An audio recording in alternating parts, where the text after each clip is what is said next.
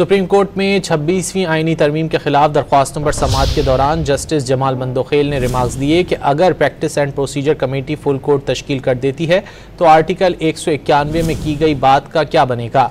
उसके मुताबिक तो किसी दूसरे बेंच को आईनी मामला सुनने का इख्तियार नहीं। जस्टिस मजहर ने रिमार्क्स दिए कि आइन काफ़ी क्लियर है कि आईनी मामलात आईनी बेंच के अलावा कोई बेंच नहीं सुन सकता। मज़ीद जानेंगे डॉन न्यूज़ के नुमाइंदे उमर बर्नी से। उमर, क्या तफसीलात है? सुप्रीम कोर्ट 8 रुकनी आईनी बेंच ने के खिलाफ दरख्वास्तों पर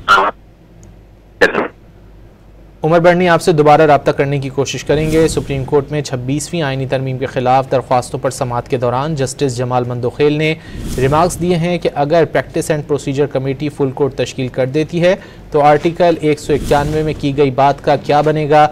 उसके मुताबिक तो किसी दूसरे बेंच को आईनी मामला सुनने का इख्तियार नहीं है। जस्टिस मजहर ने रिमार्क्स दिए कि आइन काफ़ी क्लियर है कि आईनी मामलात आईनी बेंच के अलावा कोई बेंच नहीं सुन सकता।